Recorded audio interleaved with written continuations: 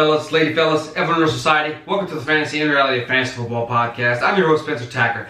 Today in the ridiculously over-decorated studio, we're going to be talking about the Waiver Wire Wednesday for Week 6. So, this one's going to be a little quicker because it was so difficult to scrounge up as many names as I could. Most guys are owned or backups, things like that. But I mean, there's a few guys that are actually worth something. But I mean, I didn't want to just give you 2 names and let you go. So, tried to get as many names as I could, as I said. So, at the quarterback position, we have Teddy Bridgewater, who has finally, as I said before, come out, done really well, done his job. So, if this continues, he'll definitely be a guy that you're targeting. Gardner Minshew, if you're not already owning him or someone doesn't, you need to go get him, swipe him up, because, I mean, he's just doing too well for no one to notice. And, I mean, he's been on my waiver wire videos for basically the entire year. So, you need to go get him if no one does. And then another guy I tried to talk myself up to is Andy Dalton. He's doing decently well in yards. And other than that primetime game against the Steelers, he's done decently well. So, if he's not already owned, you can go get him as your backup. As far as the running backs go, I couldn't quite find much of anything besides, again, Wayne Gallman. So the guys I've give you are basically all backups. And if you have a deep roster, you can hold these guys if you can get your hands on them. So I have Jalen Samuels, Rashad Penny, Chris Thompson, Raheem Mostert, Ito Smith, Gus Edwards, Justice Hill, Latavius Murray, Darrell Williams, Raquel Armstead, Rex Burkhead, Alexander Madison, The Priz, Tony Pollard, Malcolm Brown, Giovanni Bernard, Naeem Hines, Deion Lewis, Jeff Wilson, and Jordan Wilkins. Like I said, you know, guys that probably won't benefit your team all that well unless they have an injury ahead of them. So, if, as I said before, if you have a deep roster, you can kind of hold on to some of these guys. But I mean, it's almost bottom of the barrel at this point going into Week 6.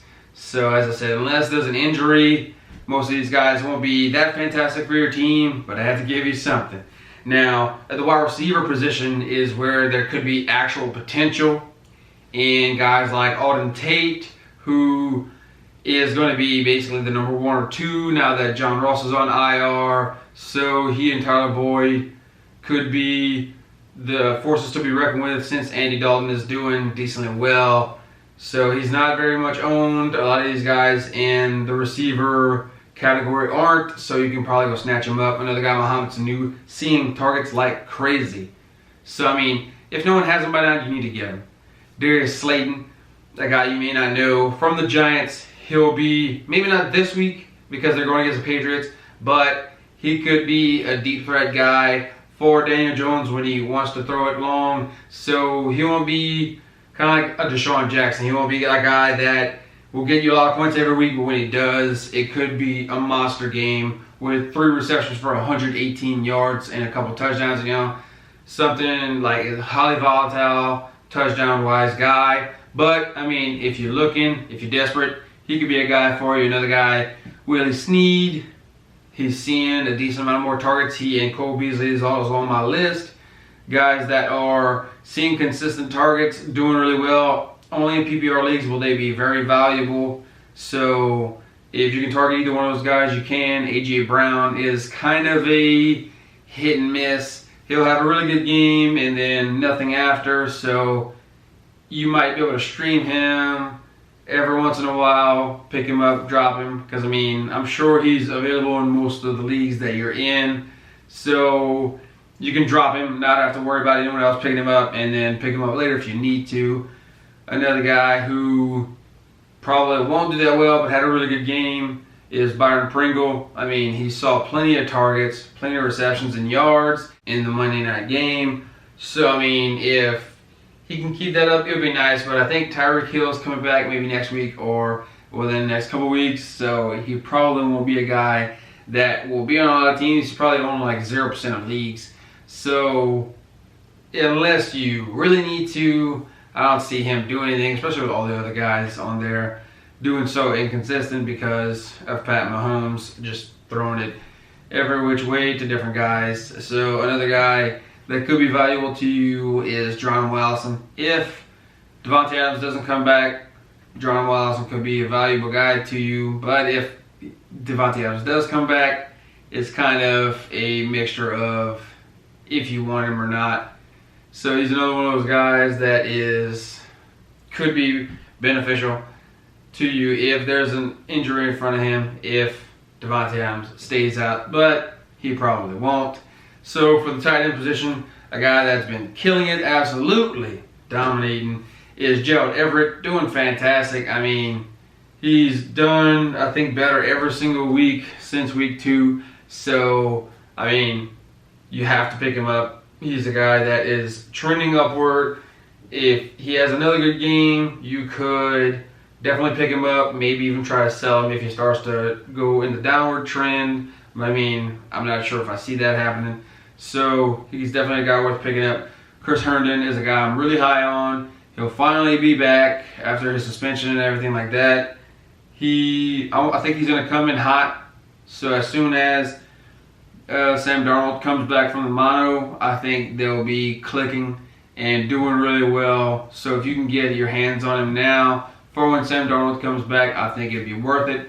And another guy who's come off suspension, didn't play this week, but he should be there. Thursday night is Benjamin Watson, coming off retirement, coming off suspension, everything like that. So he's had plenty of rest.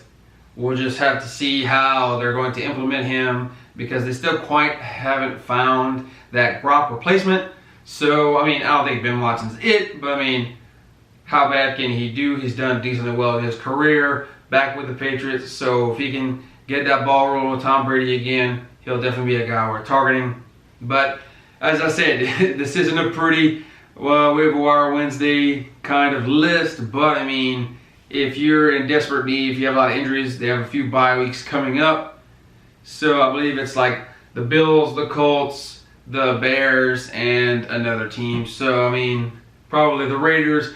But if you can get some of these guys, if you're super depleted, try to snatch them up. But that was my pitiful waiver wire Wednesday video. So try to look for some of these guys if you need to. If you don't, I don't blame you because it's kind of, as I said, bottom of the barrel, slim pickings for a lot of these guys. So as always, thank you for tuning in and thank you for your support. Leave all questions, comments, topic suggestions, everything down there in the comment section below. We'll get to any and all questions that you have. Remember that sports is supposed to be enjoyed together, so please tell someone about us. Watch it together. We want to grow our community as much as possible. In order to do that, you gotta hit that thumbs up, hit the subscribe button so that we can try to grow exponentially. Don't forget to also hit that notification bell so that as soon as we upload something, you'll get it instantly. Be the first ones to get that information. But lastly, God bless America and God bless fantasy football. Take care.